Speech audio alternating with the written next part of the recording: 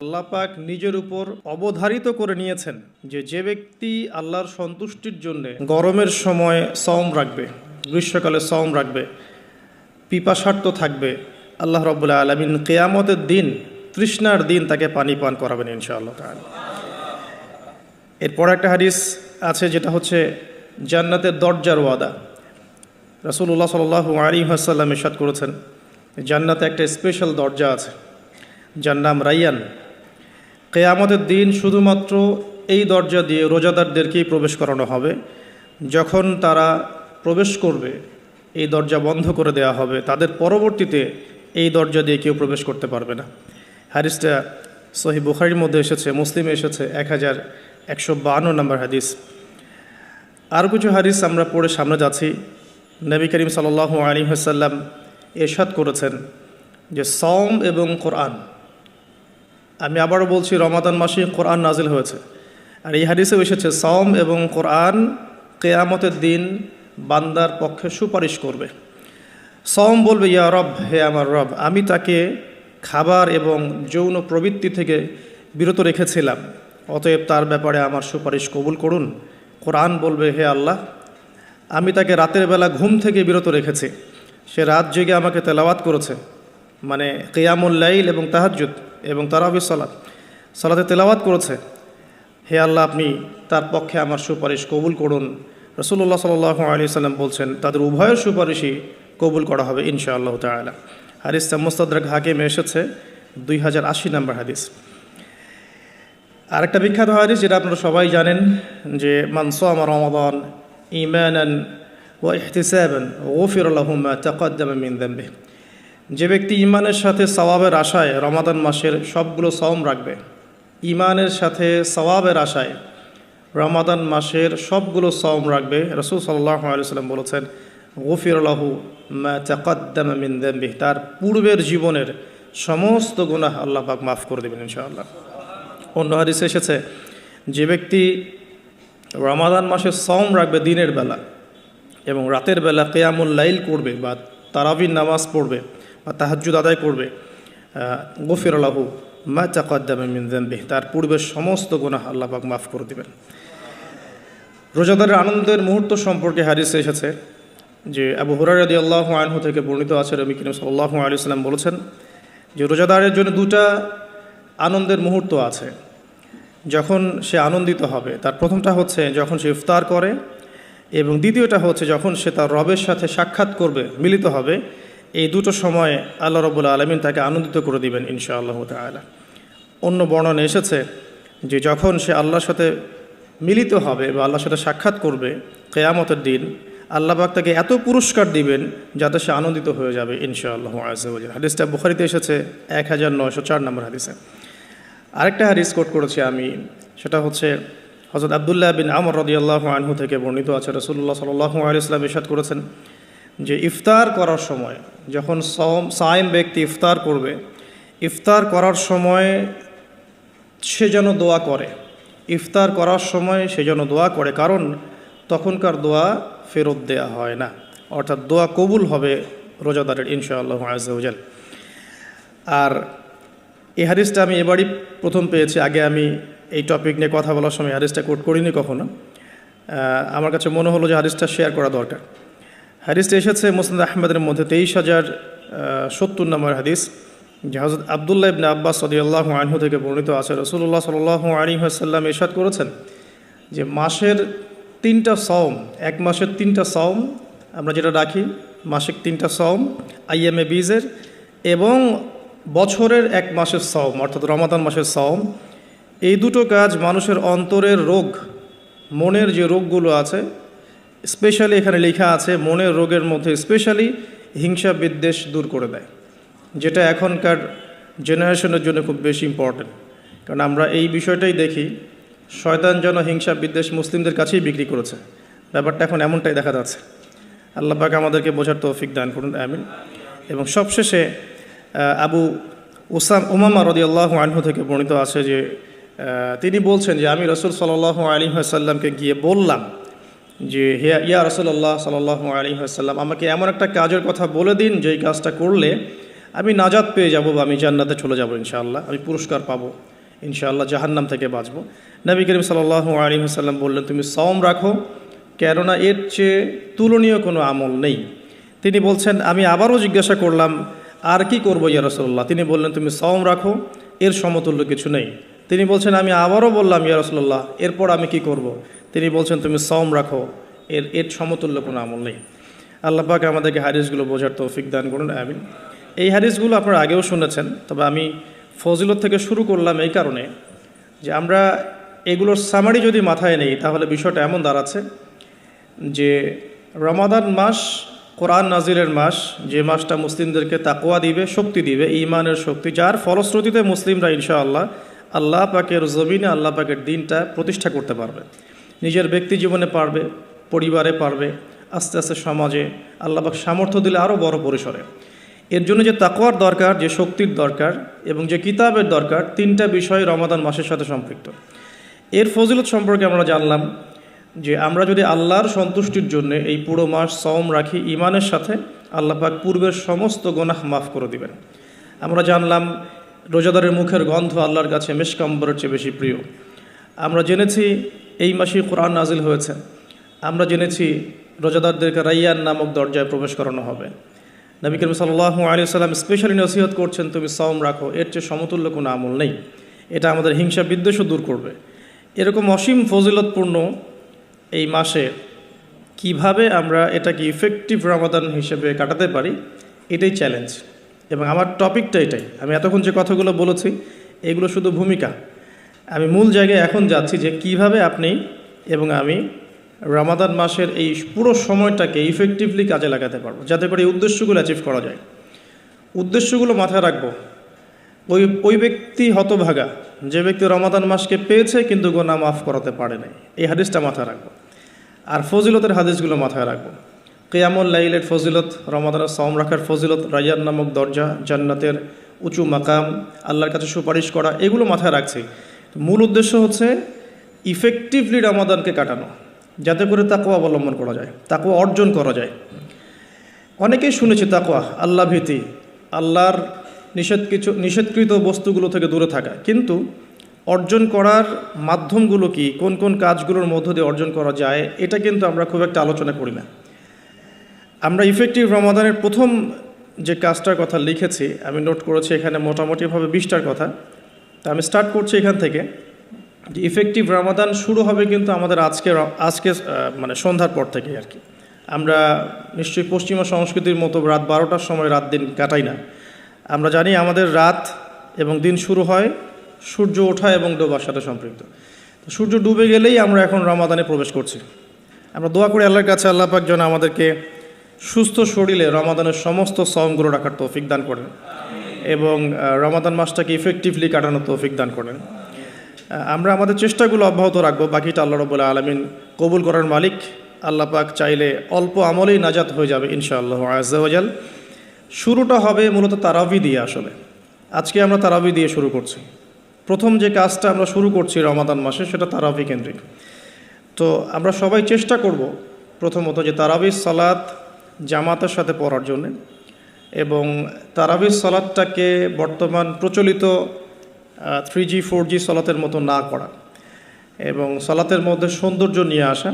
আমরা যেটা করি রমাদান মাসে ফেসবুক, ইউটিউবিং বা লেকচারগুলো সবখানে একটা বিষয় কমন উঠে আসে, সেটা হচ্ছে 8 রাকাত না 20 রাকাত, যেটা নিয়ে আমি কোনো কথা কখনোই বলবো না ইনশাআল্লাহ। অ্যাটলিস্ট আমার পক্ষ থেকে এরকম কোনো কথা আপনারা শুনবেন না। আমরা এখানে একটা শব্দ ব্যবহার করতে চাই, সেটা হচ্ছে নামাজের কোয়ালিটি। আপনি 8 রাকাতই পড়েন আর 20 রাকাতই পড়েন, আমি বলবো যে নামাজের কোয়ালিটিটা কেমন হয়েছে। কোয়ান্টিটি নিয়ে আমার কোনো মাথা ব্যথা নাই। নবী করিম সাল্লাল্লাহু আলাইহি ওয়াসাল্লামের যে 8 রাকাতের হাদিসটা আনা হয়েছে, 8 রাকাত বা 11 রাকাতের হাদিসটা সহিহ বুখারী থেকে আয়েশা রাদিয়াল্লাহু আনহার উদ্ধৃতি দিয়ে, সেই নামাজের সৌন্দর্য সম্পর্কেও কিন্তু কথা এসেছে। আয়েশা রাদিয়াল্লাহু আনহা বলেছেন, তুমি আমাকে সেই নামাজের সৌন্দর্য সম্পর্কে জিজ্ঞেস করো না। হাদিসের কথাটা কিন্তু এমন ছিল, তুমি আমাকে, রাবিকে আয়েশা রাদিয়াল্লাহু আনহা বলছেন, তুমি আমাকে এই নামাজের সৌন্দর্য সম্পর্কে জিজ্ঞেস করো না। তিনি কিয়াম করলেন, প্রথম রাকাতেই 1 পারা 2 পারা 2.5 পারা কোরআন পড়ে ফেললেন এবং রুকু করলেন। রুকুতে ততক্ষণ থাকলেন যতক্ষণ তিনি কিয়ামে ছিলেন। রুকু থেকে উঠে ততক্ষণ দাঁড়িয়ে থাকলেন যতক্ষণ রুকুতে ছিলেন, সিজদায় গিয়ে ততক্ষণ থাকলেন যতক্ষণ তিনি দাঁড়িয়েছিলেন, তার পা ফুলে যেত। আমরা রাকাত সংখ্যা নিয়ে ঝগড়া করি, কিন্তু তিনি অল্প রাকাত নামাজের যে দলিল, সেখান থেকে আমরা কোয়ালিটি নিয়ে কথা বলি না।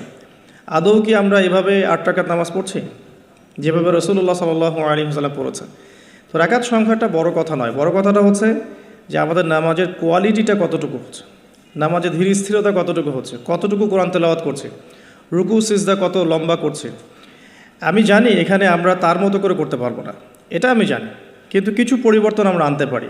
আমি প্র্যাকটিক্যাল সেই কথাগুলো বলবো ইনশাআল্লাহ। যেমন নর্মালি আমরা নামাজ দাঁড়িয়ে হয়তো সূরা ফাতিহা পড়ি, সূরা ফাতিহা পড়ার পরে আমরা একটা সূরা মিলিয়ে পড়ি।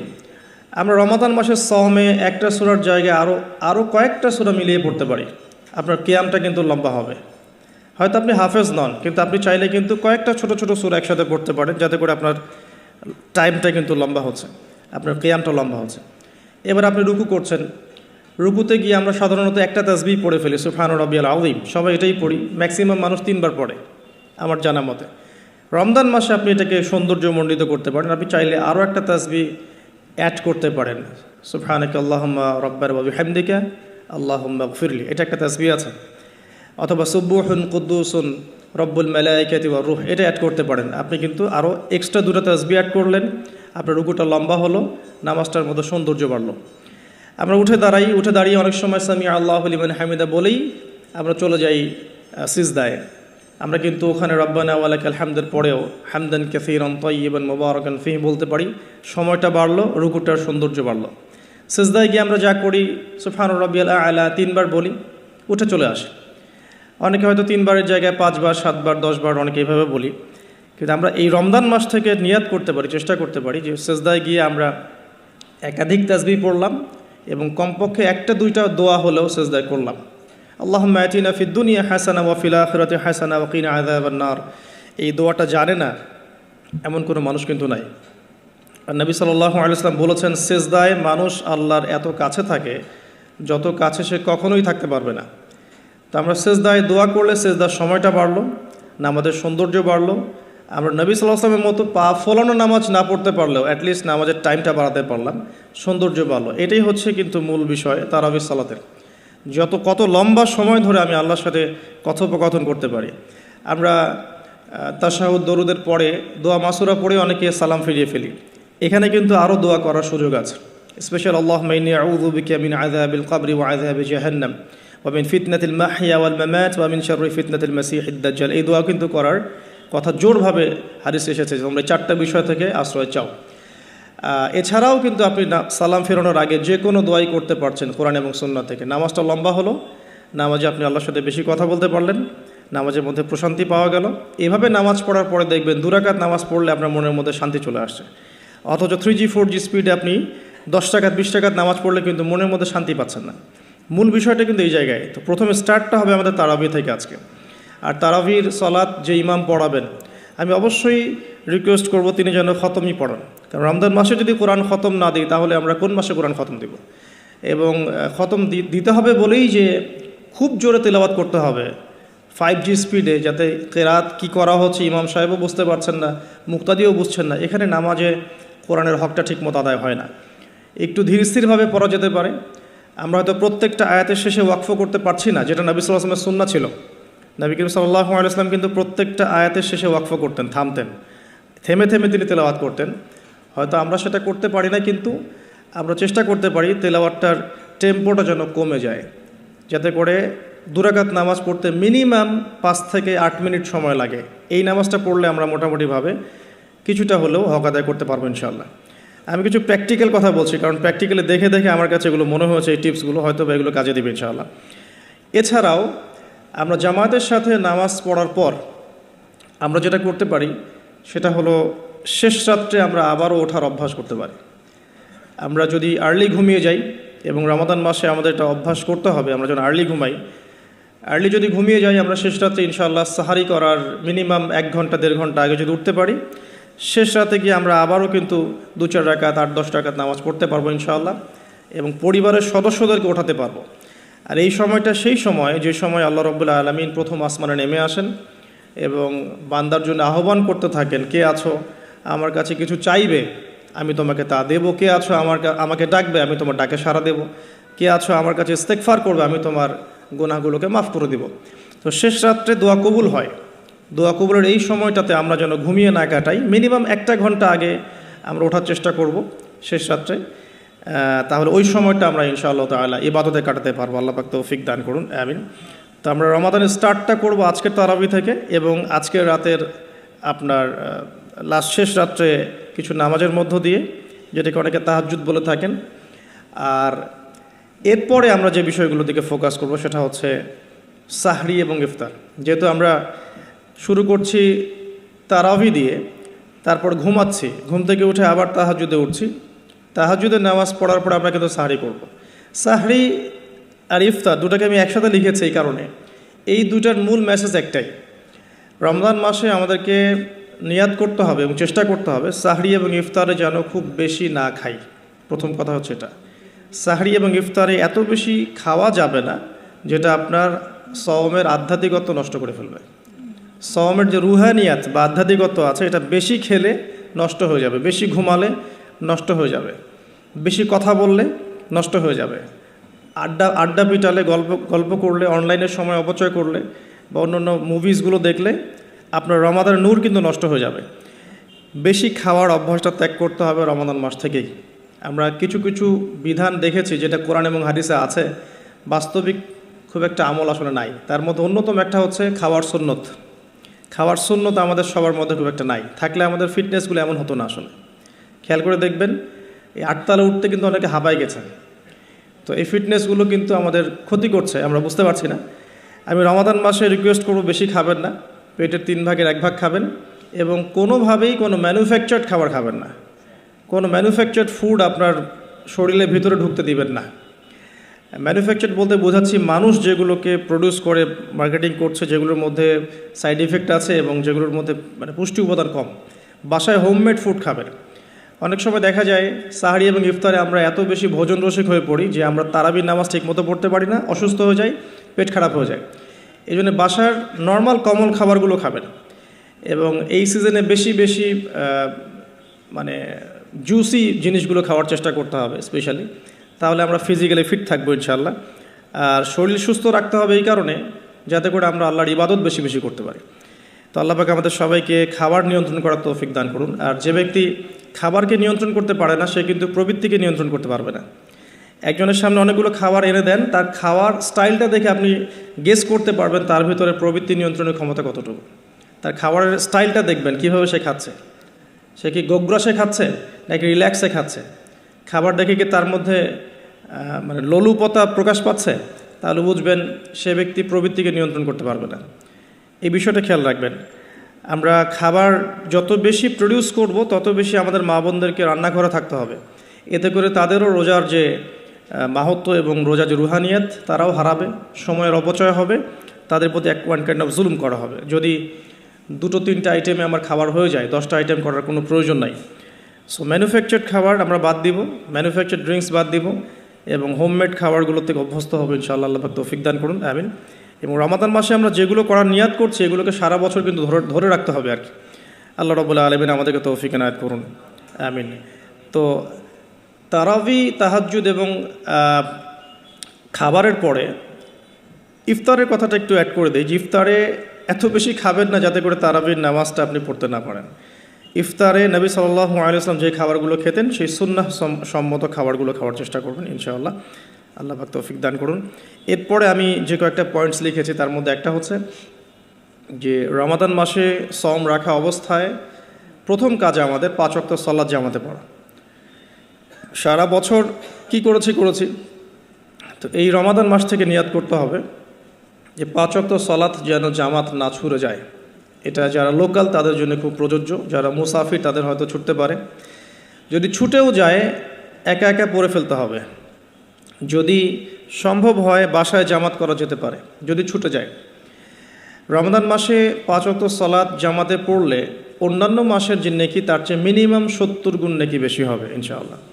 আর জামাত একটা ঐক্য দেয়, একটা পরিচিতি হয়, হৃদ্যতা ভালোবাসা বাড়ায়। একটা মুসলিম কমিউনিটির মধ্যে জামায়াতের গুরুত্ব অনেক বেশি, জামায়াতের সাথে নামাজ এই বিষয়টার গুরুত্ব অনেক বেশি।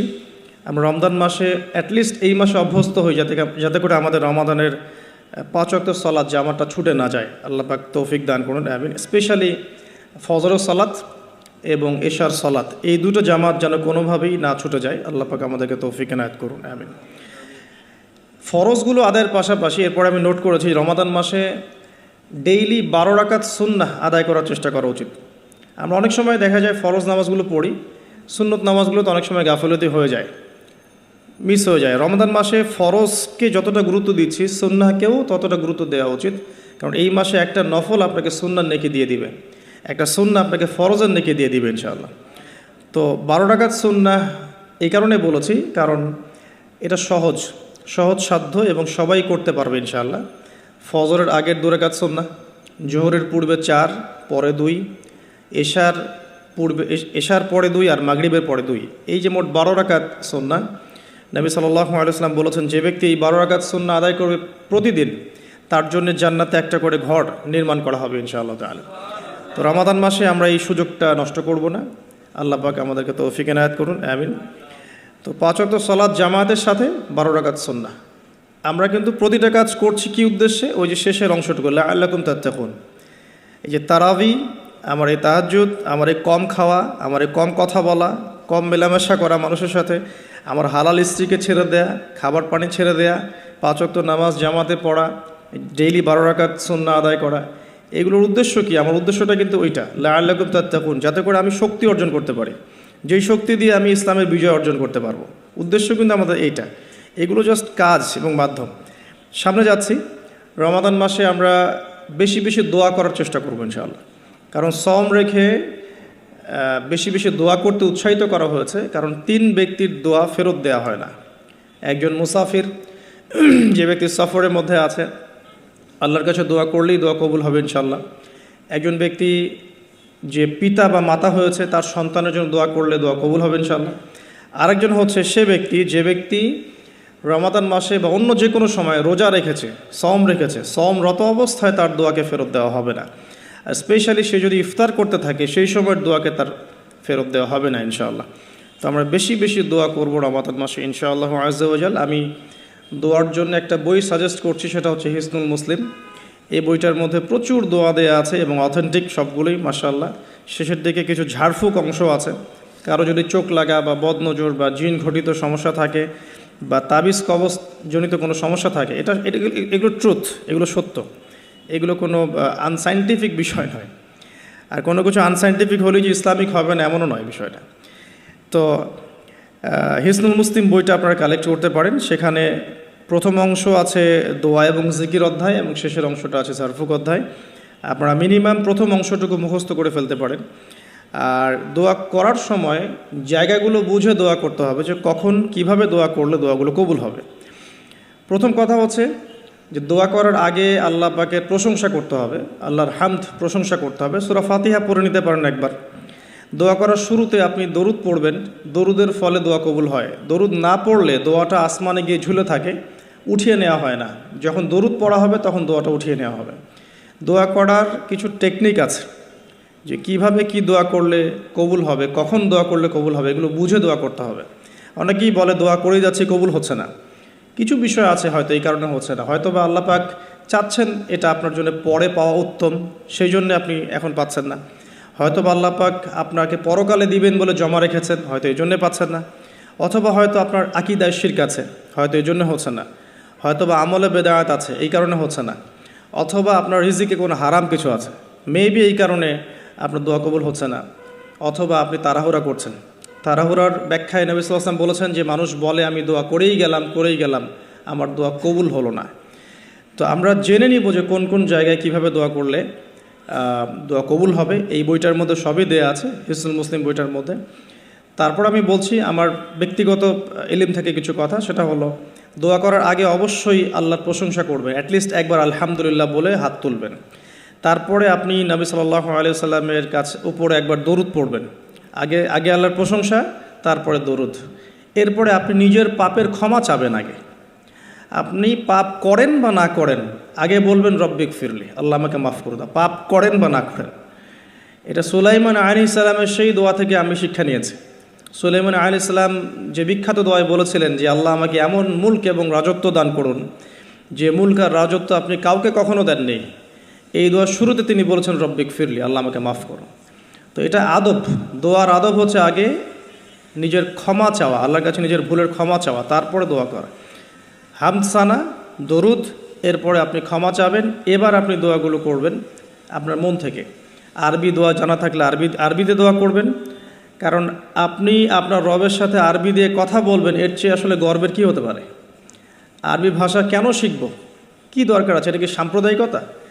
আল্লাহ রাব্বুল আলামিনের আল্লাহ পাক যে ভাষায় কোরআন নাজিল করেছেন, আল্লাহ পাক যে ভাষায় কথা বলেছেন কোরআনে, সেই ভাষায় আমি আল্লাহর সাথে কথা বলছি, এর চেয়ে গর্বের কী আছে আমার জন্য? আরবি কেন শিখছি, কেন শিখব? এই ভাষা দিয়ে আমি আল্লাহর সাথে কথা বলব।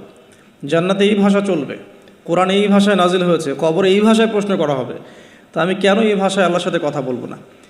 এর মানে এই নয় যে কেউ যদি আরবি না জানে অন্য ভাষায় দোয়া করতে পারবে না, এমনটা নয়। অবশ্যই কেউ যদি আরবি না জানে, বেসিক দোয়াগুলো না জানে, সে বাংলাতে দোয়া করতে পারে, কোনো সমস্যা নেই। ইংরেজিতে দোয়া করতে পারে, উর্দু দিয়ে দোয়া করতে পারে, ভাষাগত পার্থক্য আল্লাহর কাছে নেই, তবে আরবির মর্যাদা আছে। আর এটা আমার কাছে গর্বের বিষয় মনে হয় যে আমি আরবি দিয়ে আমার রবের সাথে কথা বলতে পারছি, আমি আরবি দিয়ে কথা বলছি। এবং আরবি দিয়ে দোয়ার ক্ষেত্রে আপনি এত ভালো করে মনের ভাব প্রকাশ করতে পারবেন অল্প শব্দে, যেটা হয়তো অন্য কোনো জায়গায় সম্ভব নয়। এরপরেও আমি বলবো যে মাতৃভাষায় মানুষের মনের ভাব প্রকাশের ক্ষেত্রে সহজতা আছে। যদি কেউ আরবি না জানেন, সেক্ষেত্রে মাতৃভাষাতেই বেশি বেশি দোয়া করবেন, চলতে ফিরতে দোয়া করবেন। নির্দিষ্ট সময়েই দোয়া করতে হবে এমন নয়, রোজা রেখে সারাটা দিন যখনই আপনার মন চাচ্ছে, মনের মধ্যে একটা কিছু চাহিদা আসছে, আপনি দোয়া করে ফেলবেন। নবী সাল্লাল্লাহু আলাইহি ওয়াসাল্লাম বলেছেন, যদি তোমাদের কারো জুতার ফিতাও ছিঁড়ে যায়, সে যেন সেই ফিতাটাও আল্লাহর কাছে চেয়ে নেয়। প্রতিটা বিষয় আল্লাহর সাথে শেয়ার করতে হবে। আল্লাহ, আমার চাকরির দরকার, আমার রিজিকের সমস্যা, আমার পারিবারিক সমস্যা, আমার ব্যবসার সমস্যা, আমার ইলম অর্জন করতে চাই, আল্লাহ আমাকে ইলম দান করো। আল্লাহ, আমি শারীরিকভাবে অসুস্থ, বিভিন্ন রকম সমস্যা আমরা জর্জরিত আছি। প্রত্যেক মানুষের কোনো না কোনো সমস্যা আছে। সমস্যা থাক বা না থাক, দোয়া করতেই থাকতে হবে। যে ব্যক্তি সুখের সময় বেশি বেশি দোয়া করে, আল্লাহ পাক দুঃখের সময় তার দোয়া বেশি কবুল করেন, এমনটা হাদিস এসেছে।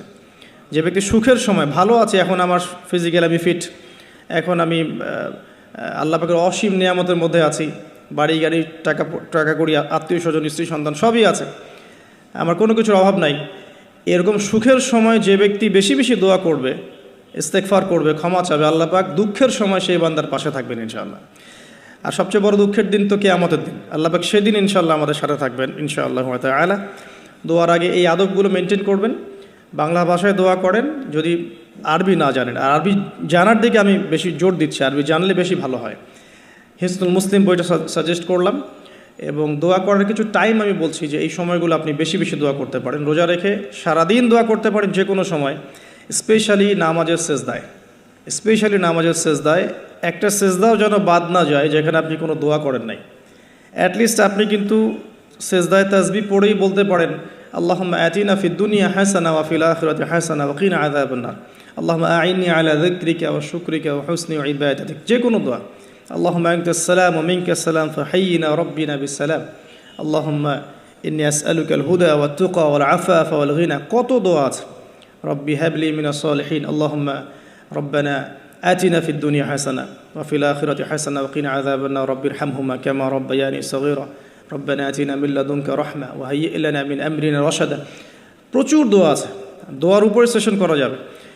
আপনি সেজদায় বেশি বেশি দোয়া করেন, মিনিমাম 1টা 2টা 3টা করে দোয়া করার চেষ্টা করেন। যদি আরবি না জানেন, আপনি নফল নামাজে, সুন্নত নামাজে বাংলাতেও দোয়া করলে ইনশাআল্লাহ কবুল হবে। আল্লাহ পাক সমস্ত ভাষায় বোঝেন ইনশাআল্লাহ তাআলা। সেজদায় দোয়া করেন বেশি বেশি। আমি সাজেস্ট করব যে রমজান মাসে আপনি 2 আজানের মাঝখানে দোয়া করবেন। আজান হয়েছে, আজানের সময় দোয়া করলে দোয়া কবুল হয়ে যায়। আজান এবং একামতের মাঝখানে দোয়া করলে দোয়া কবুল হয়ে যায়। রমাদান মাসে লাইলাতুল কদর আছে, শেষ দশকের বেজর রাতগুলোর মধ্যে আমরা একে পাবো। যদি কেউ লাইলাতুল কদর পেয়ে যায়, সেই রাত্রে যে দোয়া করবে সে দোয়াগুলো কবুল হবে ইনশাআল্লাহ তাআলা। কাউকে ইফতার করানোর পর দোয়া করলে দোয়া কবুল হতে পারে ইনশাআল্লাহ। দান সাদাকা করার পর দোয়া করলে দোয়া কবুল হতে পারে ইনশাআল্লাহ। হয়তো বৃষ্টি হচ্ছে, আপনি বৃষ্টি দেখে দোয়া করলেন, দোয়া কবুল হবে ইনশাআল্লাহ। দোয়া কবুলের অনেক সময় আছে, অনেক মুহূর্ত আছে, অনেক আদব আছে। এগুলো আমি সাজেস্ট করে দিয়েছি। বইটার নাম হিসনুল মুসলিম। এই বইয়ের মধ্যে সব কিছু লেখা আছে, আপনারা একটু পড়ে নেবেন। আমি এখানে বেশি টাইম দিলে পরেরগুলো কভার করতে পারবো না। আল্লাহ পাক আমাদেরকে বেশি বেশি দোয়া করার তৌফিক দান করুন, আমিন। আর এরপরে রমাদান মাসের সওম রেখে আমরা বেশি বেশি জিকির করতে চেষ্টা করব। জিকির বলতে কি বোঝাচ্ছি? আল্লাহ রাব্বুল আলামিন তাকে ডাকার জন্যে, তাকে স্মরণ করার জন্যে যে বিষয়গুলো মাধ্যম হিসেবে দিয়েছেন, এগুলো প্রত্যেকটাই কিন্তু জিকির। সলাতও এক প্রকার জিকির, আমাদের কোরআন তেলাওয়াতও এক প্রকার জিকির। আমরা এইখানে জিকির বলতে যা বোঝাচ্ছি সেটা হচ্ছে ডেইলি কিছু জিকির আমরা করি, যেগুলোর মধ্য দিয়ে আমরা আমাদের জিহ্বাকে তরতাজা রাখবো, সিক্ত রাখবো। আমরা সবসময় আজে বাজে কথা বলার চাইতে এই কোরআনের কথা, হাদিসের কথা বা আল্লাহ পাকের তাসবিহ তাহলিল এগুলোতে অভ্যস্ত হলে পরে দেখবেন রমাদানের সওমের আধ্যাত্মিকত্ব বাড়ছে ইনশাআল্লাহ। এটা আপনি প্রমাণিত যে আপনি 1 ঘন্টা অহেতুক কথাবার্তা বলেন কারোর সাথে, আপনার মনের নূরগুলো নষ্ট হয়ে যাবে। এবং আপনি 1 ঘন্টা চুপ করে থাকেন, দেখবেন চুপ করে থাকার ফলে আপনার মধ্যে অনেক চিন্তা আল্লাহর পক্ষ থেকে ইনস্টল হচ্ছে। ভালো চিন্তাও আসে আর শয়তানের পক্ষ থেকে খারাপ চিন্তা আসতে পারে চুপ করে থাকলে। আর যদি আপনি বেশি বেশি জিকির করতে থাকেন, ফর এক্সাম্পল 100 বার সুবহানাল্লাহ, ফর এক্সাম্পল আলহামদুলিল্লাহ, আল্লাহু আকবার, লা হাওলা ওয়ালা কুওয়াতা ইল্লা বিল্লাহ, আস্তাগফিরুল্লাহ ওয়া আতুবু ইলাইহি, হাসবি আল্লাহ ওয়া নি'মাল ওয়াকিল।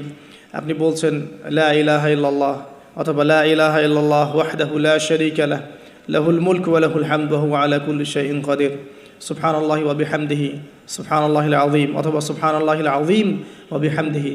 এরকম প্রচুর জিকির দেয়া আছে, কিন্তু এই বইয়ের মধ্যে দেয়া আছে। এগুলো যদি নিয়ম করে করি, আমরা একটা সময় ফিক্স করে করি যে আমি এই 1 ঘন্টা ফজরের নামাজের পরে এই জিনিসগুলো করব, তাহলে কিন্তু আপনি আপনার রোজার মধ্যে ইফেক্টিভ বিষয়গুলো খুঁজে পাবেন। তবে আমি এটা সাজেস্ট করি যে আপনি চলতে ফিরতে এই কাজগুলো করবেন। ঢাকা শহরে আমরা যারা থাকি, আমরা জ্যামের সাথে অভ্যস্ত। আমি বলবো যে জ্যাম যেমন একটা আযাব আমাদের জন্যে। আমরা মানে বস্তুবাদিতার পিছনে বেশি ছুটছি, তো আল্লাহ পাক এই জন্য আমাদের সময়টাকে খেয়ে ফেলছে। যে এত দ্রুত তুমি দুনিয়ার দিকে ছুটতে চাও, থাকো, বসে থাকো এখানে। যত বেশি ছুটবেন তত বেশি আল্লাহ পাক পিছিয়ে দিবেন।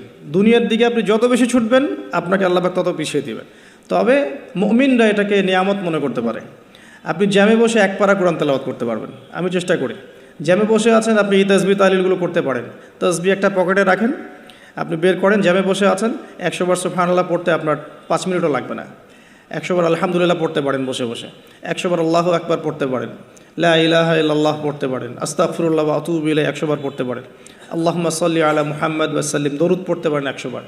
আপনি দেখবেন সময়টা কাজে লাগলো, আপনার কিন্তু সময়টা কাজে লাগলো এবং আপনার মনের মধ্যে কিছু খারাপ চিন্তা চেতনা আসছিল, এটা দূর হয়ে গেল, মনটা শান্ত হলো, রিল্যাক্স থাকলেন, আল্লাহর নূর আসলো। এই কাজগুলোই একসাথে মিলে কিন্তু রোজাটাকে আপনার ইফেক্টিভ বানাবে আর কি। শুধুমাত্র না খেয়ে থাকাটা আপনাকে খুব একটা রুহানিয়াত দিবে না। আল্লাহ পাক আমাদেরকে বেশি বেশি জিকির করার তৌফিক দান করুন, আমিন। আমি তারপরে বলবো সওম রেখে ইস্তেগফার করতে হবে বেশি বেশি। ইস্তেগফার মানে আস্তাগফিরুল্লাহ ওয়া আতুবু ইলাইহি, এবং শুধু মুখে বলা নয়, বরং আমি একটা পদ্ধতি অবলম্বন করার চেষ্টা করছি। আমার কাছে এটা ইফেক্টিভ মনে হয়েছে বলে শেয়ার করছি। সেটা হলো, আমি চেষ্টা করছি যে আমার জীবনে যে পাপগুলো হয়েছে আমার দ্বারা, যেগুলো আমার মনে পড়ছে, বড় বড় পাপ আমার মনে পড়ছে। আপনি কিন্তু আপনার পাপ মনে করতে পারবেন আপনি যে আপনি কী কী পাপ করেছেন, বড় বড় পাপ কিছু, সবগুলো হয়তো পারবেন না, কিছু কিছু পারবেন। তো একটা খাতা আমি নোট করার চেষ্টা করছি যে আমার জীবনে মেজর কী কী বড় বড় পাপ হয়েছে বলে আমার কাছে মনে হচ্ছে। তো এরকম পাপ আপনি একটা লিস্ট করতে পারেন, এবং যখন একটা পাপের কথা মনে হবে, এই পাপ সংক্রান্ত বিষয়গুলো কিন্তু মাথায় চলে আসবে, ওখানে আমার কি ভুল ছিল আসলে, এবং সেই ভুলটা যেন আমার পরিবারবর্গ না করে, এবং সেই ভুলটা যেন আমার বাচ্চারা না করে। ঠিক আছে? তো আমরা মিউজিক শুনেছি, লিখেছি যে হ্যাঁ মিউজিক শুনেছি, হয়তো বসে বসে খেলা দেখেছি, তো এগুলো কাজ করেছে। রাস্তাঘাটে চলতে ফিরতে আমাদের নজর এদিক ওদিকে চলে গিয়েছে। এমন কেউ নাই এখন এই বিশ্বে বসবাস করে যারা কখনো অনলাইনে ঢুকে একটা মেয়ের নগ্ন ছবি চোখে পড়েনি। এমনটা হয়েছে। আমরা কিন্তু নোট আউট করতেই পারি আমাদের পাপগুলো কী হয়েছে। নোট আউটগুলো করলে আমরা যেটা করতে পারি, এই রমাদানে ইন্ডিভিজুয়ালি একটা করে পাপের কথা মনে করে আল্লাহর কাছে মাফ চাইতে পারি। যদিও বা এভাবে বললেও হয়ে যায়, আল্লাহ আমার তুমি সমস্ত পাপ মাফ করে দাও, কিন্তু ইন্ডিভিজুয়ালি যখন বলবেন তখন আপনি ফিলটা পাবেন যে আমি ওই পাপটা করেছিলাম, এইটা ঠিক হয়নি, ওইটা ঠিক হয়নি। তখন ইনশাআল্লাহ তাআলা ইস্তেগফারটা পারফেক্ট হবে এবং ইস্তেগফারের ভিতরে একটা প্রাণ আসবে ইনশাআল্লাহ। শুধু মুখে বলবো না যে আস্তাগফিরুল্লাহ ওয়া আতুবু ইলাইহি। তো আমি এটা চেষ্টা করছি লিখে ফেলার জন্য। তো এখানে দুটো বিষয় আসবে, একটা হচ্ছে আমার কিছু আল্লাহর সাথে জড়িত পাপ, এবং আল্লাহর সাথে জড়িত পাপগুলো কিন্তু মাফ পাওয়া খুব সহজ। মুখলেসভাবে তওবা করলেই আল্লাহ পাক মাফ করে দেবেন ইনশাআল্লাহ। এবং আল্লাহ রাব্বুল আলামিন এমনও বলেছেন যে আমি এই পাপগুলোকে নেকি দিয়ে পরিবর্তন করে দেব, এটা আল্লাহ পাক বলেছেন। আরেকটা বিষয় আছে, আল্লাহ পাকের কিছু হক নষ্ট করেছি, যেমন নামাজ, হয়তো একটা সময় নামাজ পড়ি নাই, একটা সময় রোজা রাখি নাই, একটা সময় দেখা গেছে কেউ যাকাত দেয় নাই ইত্যাদি। এগুলোর জন্যে দুটো অপশন, এখানেও দুটো অপশন। কিছু কিছু আলেম বলেছেন যে এর জন্যে খালেস তওবাই যথেষ্ট, এর কাফফারার দরকার নাই। আবার কিছু কিছু আলেম বলেছেন যে নামাজ যতগুলো কাজা হয়ে গেছে এগুলোকে হিসেব করে কাজা আদায় করে দেয়া। এরকম দুটো স্কুল অফ থট কিন্তু আছে, আমি এটা ঘাটাঘাটি করেছি। তবে আমি সবশেষ যার মতটাকে বেশি প্রাধান্য দিয়েছি এই পর্যন্ত, সেটা হচ্ছে আল্লামা তাকি উসমানী দামাত বারাকাত, তার বইয়ের মধ্যে তাসাউফ আত্মশুদ্ধি বইটার মধ্যে লেখা আছে যে এটা সবচেয়ে বেশি উত্তম হবে যদি কেউ তার জীবনে নামাজ এবং সওম এবং যাকাত এগুলোর হিসেব করে তওবা করার পরে আদায় করে দেওয়ার চেষ্টা করে। এবং ইনশাআল্লাহ আমি সে চেষ্টা করব, আপনারাও সে চেষ্টা করেন, এটা অনুরোধ করব আর কি। এতে করে উনি এই কথাটা এই জন্য বলেছেন যে একজন মানুষ অমুসলিম ছিল, মুসলিম হয়েছে, তখন না হয় তার সমস্ত গুনাহ মাফ হয়ে যাবে। কিন্তু আমরা মুসলিম ছিলাম, 1 বছর 2 বছর নামাজ পড়েন নাই, এই গুনাহটা কীভাবে মানে কাফফারা না দিলে মাফ হতে পারে? উনার যুক্তি এটা। তো যদিও অনেক আলেম বলেছেন যে তওবা করলে মাফ হয়ে যাবে, আল্লাহ পাক মাফ করে দিবেন, বেশি বেশি নফল নামাজ পড়লে ঘাটতি পূরণ হয়ে যাবে, কিন্তু ফরজের ঘাটতিগুলো ফরজ দিয়ে আদায় করাটা উত্তম হবে বলে আমার মত। আল্লাহ পাক আমাদেরকে সাধ্যমতো করার তৌফিক দান করুন। আরেকটা অপশন আছে, রমজান মাসে ওমরা করতে পারেন। রমজান মাসে যদি ওমরা করতে পারেন বা সুযোগ হয়, আল্লাহ যদি তৌফিক দান করেন, সেখানে একটা সুবিধা আছে, যেমন মক্কায় 1 ওয়াক্ত নামাজ পড়লে আপনি অনেক ওয়াক্তের নেকি পাচ্ছেন, এবং মদিনাতেও 1 ওয়াক্ত নামাজ পড়লে আপনি 1000 ওয়াক্তের নেকি পাচ্ছেন। তো এখানে কিন্তু ওই কাফফারাটা আদায় হয়ে যাবে ইনশাআল্লাহ। এটা একটা সুযোগ। সো ওমরা করতে যেতে পারেন, আর যদি যান আমাকেও সাথে নিয়ে যান, আল্লাহ পাক তৌফিক দান করুন। ঠিক আছে। আর আরেকটা বিষয় আছে, পাপের লিস্ট করতে গিয়ে আমি যেটা দেখেছি সেটা হচ্ছে যে কিছু পাপ থাকবে যেগুলো মানুষের সাথে সম্পৃক্ত, এগুলো সবচেয়ে ডেঞ্জারাস। কিছু পাপ আছে আমাদের জীবনে যেটা মানুষের সাথে সম্পৃক্ত, যেমন আমি বা আপনি কারো গীবত করেছি, বা আমি বা আপনি কারো সম্মানহানি করেছি, বা আমি বা আপনি কাউকে অপবাদ দিয়েছি, বা কারো টাকা পয়সা লুটতরাজ করে খেয়ে ফেলেছি, বা কারো সম্পত্তি আত্মসাৎ করেছি, বা কারো প্রতি জুলুম করেছি। এক কথায় হাক্কুল ইবাদ, কোনো মানুষের হক নষ্ট করেছি। এই জায়গাটাতেই সমস্যা এবং ডেঞ্জারটা সবচেয়ে বেশি। এটাই সবচেয়ে বড় ভয়ের কারণ পরকালে জাহান্নামে যাওয়ার, আমার কাছে মনে হয়। কারণ যতগুলো পাপ আল্লাহর সাথে সম্পৃক্ত, আল্লাহ পাক এক কথাতেই মাফ করতে পারেন, কোনো সমস্যা নেই ইনশাআল্লাহ। কিন্তু মানুষের হকটা কিভাবে আদায় হবে?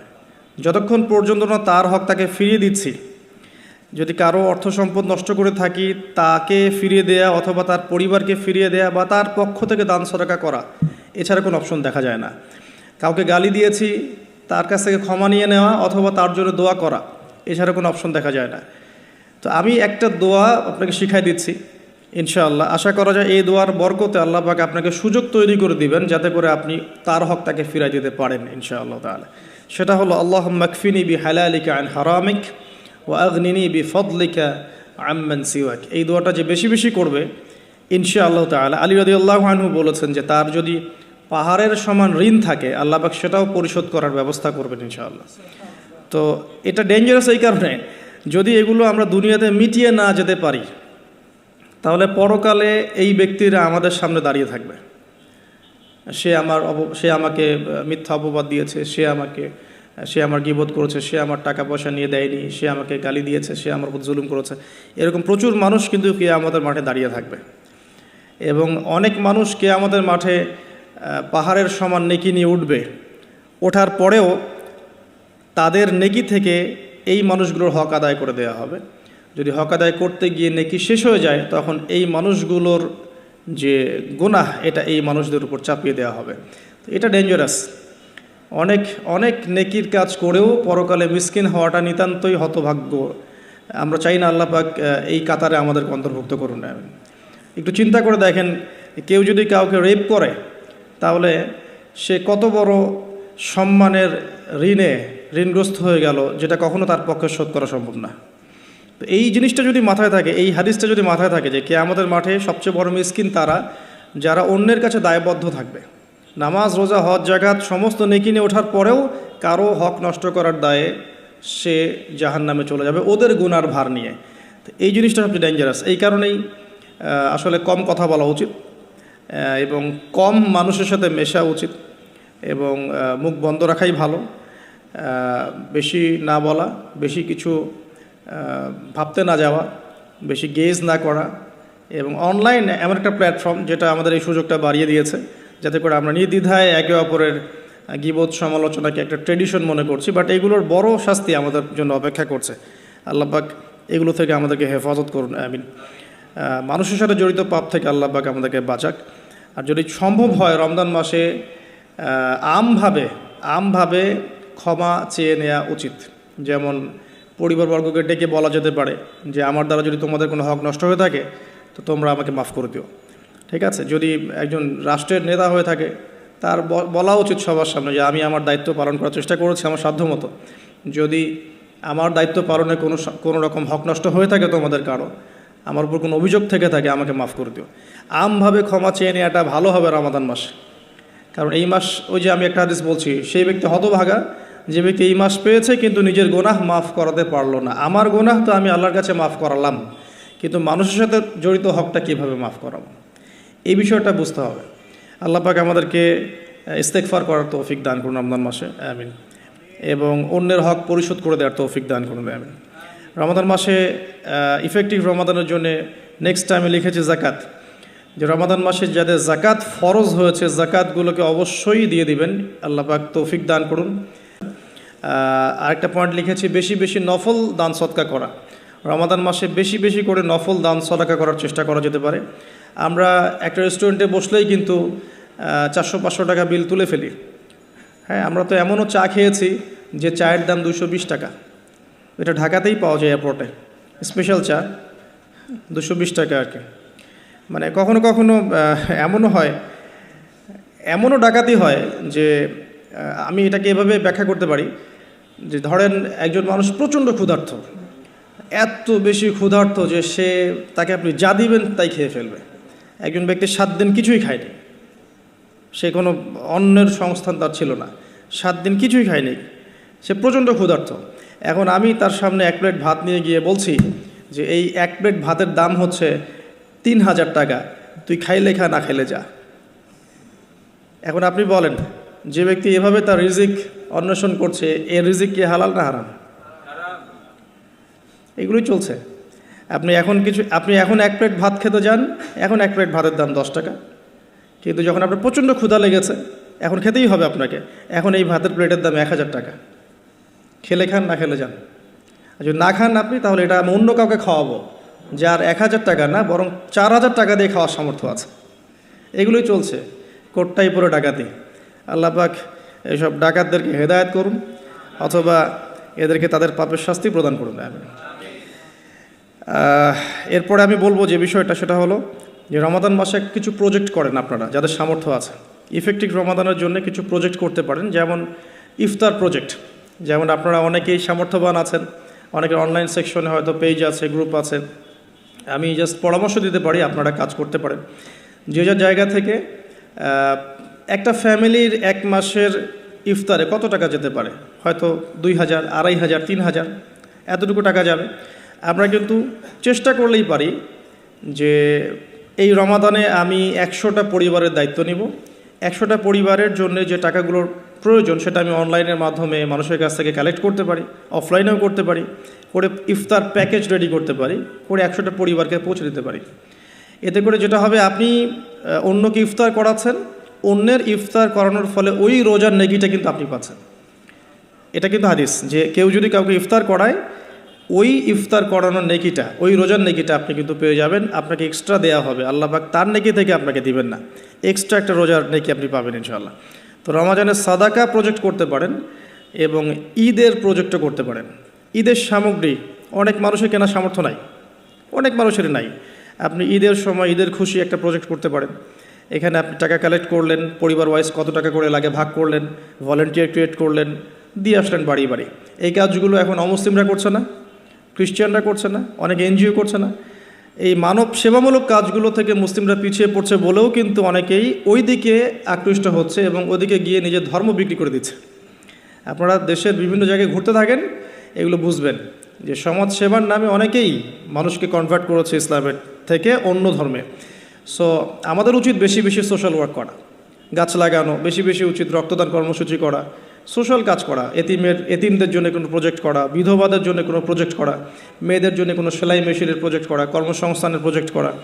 স্পেশালি রমাদানে আপনারা চাইলেই রমাদানের ইফতার প্রজেক্ট করতে পারেন, ঈদের খুশি একটা প্রজেক্ট করতে পারেন। যাদের সামর্থ্য আছে আপনারা কিন্তু করতে পারবেন, আল্লাহ পাক তৌফিক দান করুন, আমিন। আমি এরপরে লিখেছি অন্যকে ইফতার করানো, যেটা আমরা মসজিদের উদ্যোগে করতে পারি, মাদ্রাসার উদ্যোগে করতে পারি। প্রত্যেকটা রমাদানের আসর থেকে মাগরিব পর্যন্ত স্থানীয়ভাবেই আপনারা কিন্তু তালিমের আয়োজন করতে পারেন, তালিমি বৈঠক করতে পারেন। আসরের নামাজ শেষ হয়ে গেছে, এখন যে কোনো একটা টপিকে বা একটা দুইটা হাদিস নিয়ে বা একটা কোরআনের আয়াতকে নিয়ে ইমাম সাহেব আধা ঘন্টা 1 ঘন্টা কথা বলবেন, এবং কথা বলা শেষ হয়ে গেলে আমরা সবাই যারা মসজিদে আছি একসাথে বসে ইফতার করে বাসা যাব। এতে করে কিন্তু একটা সামাজিক হৃদ্যতা তৈরি হবে, রমাদানকে এনজয় করা যাবে। তো এটা আমরা করতে পারি, অন্যকে ইফতার করানো। আর আমি পয়েন্ট আউট করেছি একটা বিষয় স্পেশালি, সেটা হচ্ছে রমজান মাসে আত্মীয়তার বন্ধনগুলো জোড়া লাগাবেন। রমাদান মাসে যে ব্যক্তি আত্মীয়তার বন্ধনগুলো জোড়া লাগাতে পারবে না, অন্য কোনো মাসে সম্ভব হবে না হয়তোবা, ইল্লা মাশাআল্লাহ। রমজান মাসে সবার মন নরম থাকে, ইমানের তেজ বেশি থাকে, মানুষ পরকালমুখী কাজ বেশি করে। এই সময়টাই উত্তম সময় পরিবারের মধ্যে ফাটলগুলোকে জোড়া লাগানোর এবং আত্মীয়তার বন্ধনগুলোকে জোড়া লাগানোর। কেন করব? কারণ আমি আমার স্বার্থে করব। আল্লাহ রাব্বুল আলামিন বলেছেন, তার নবীর মাধ্যমে আমাদেরকে বলেছেন যে কেউ যদি পছন্দ করে তার রিজিককে প্রশস্ত করা হোক এবং তার নেক হায়াতকে লম্বা করা হোক, সে যেন আত্মীয়তার সম্পর্ক বজায় রাখে। আমি আবার বলছি, কেউ যদি পছন্দ করে, কেউ যদি চায় যে আমার রিজিকটা প্রশস্ত হোক এবং আমাকে আল্লাহ পাক লম্বা নেক হায়াত দান করুক, কেউ যদি এটা চায়, সে যেন আত্মীয়তার সম্পর্কটা বজায় রাখে। আর এক সৌভাগ্যবান ব্যক্তিদের সংজ্ঞায় একটা হাদিস এসেছে যে লিমান তালা উমরুহু ওয়া হাসুনা আমালুহু, যে ব্যক্তির হায়াতকে, নেক হায়াতকে লম্বা করা হয়েছে এবং নেক আমল বেশি বেশি করার তৌফিক দেওয়া হয়েছে, এই ব্যক্তি সবচেয়ে বেশি সৌভাগ্যবান। তো এর জন্য একটাই অপশন আছে, সেটা হলো আত্মীয়তার সম্পর্ক বজায় রাখা। আর যে ব্যক্তি আত্মীয়তার সম্পর্ককে ছিন্ন করবে, আল্লাহ রাব্বুল আলামিন তার সাথে সম্পর্ক ছিন্ন করবেন। আত্মীয়তার সম্পর্ক ছিন্নকারী কিন্তু জান্নাতে যাবে না। আর আমাদের এই সোকল্ড মডার্ন ওয়ার্ল্ডের মধ্যে আমরা এটা খুব বেশি দেখি যে আত্মীয়তার বন্ধনগুলো কিন্তু ভেঙে যাচ্ছে। আপনাদের ঢাকাতে প্রতি 24 ঘন্টায় 42টা ডিভোর্সের ঘটনা ঘটে, যেটা আমি পড়াশোনা করেছি। প্রতি 24 ঘন্টায় 39 থেকে 42টা ডিভোর্সের ঘটনা ঘটে এই শহরে, অনলি এই শহরে। সো এখন কিন্তু সম্পর্কগুলো আর আগের মতো নাই, সম্পর্কগুলো স্বার্থকেন্দ্রিক হয়ে গেছে। মানুষের অবস্থানগুলোকে বেশি মূল্যায়ন করছে আর কি, এবং সবাই সবার স্বার্থটা দেখার চেষ্টা করে। লাভ লসের হিসেব আমরা বেশি করতে চাই, ছাড় দেওয়ার মানসিকতা আমাদের মধ্যে কম, সবর কম। আর এই টেকনোলজিক্যাল রেভলিউশন আমাদেরকে মেন্টালি অস্থির করে ফেলেছে আর কি। আমরা মানসিকভাবে স্থির না, খুব অস্থির, দ্রুত সিদ্ধান্ত গ্রহণ করতে চাই, দ্রুত রেজাল্ট পেতে চাই। সব মিলিয়ে আসলে আমরা একটা প্যানিক সিচুয়েশনের মধ্যে আছি। সম্পর্কগুলো খুবই ঠুনকো হয়ে যাচ্ছে দিন দিন। খেয়াল করে দেখেন, আমাদের আগের জেনারেশনের সম্পর্কের যে বেসগুলো ছিল এখনকার কিন্তু এটা নাই। সো রমজান মাস সে উত্তম সময় পরিবার এবং আত্মীয়র মধ্যে একটা সম্পর্কের বন্ড তৈরি করে, স্পেশালি ঈদের হাদিয়া পাঠানো, জামা বা কাপড় বা হাদিয়াগুলো গিফট পাঠানো। এতে করে দেখবেন যে একটা ভালোবাসার বন্ধন তৈরি হবে ইনশাআল্লাহ। মুসলিম সমাজের ঐক্যই সব কিছু, ঐক্য নাই মুসলিম সমাজের কিছুই নাই। আল্লাহ পাক আমাদেরকে বোঝার তৌফিক দেখ।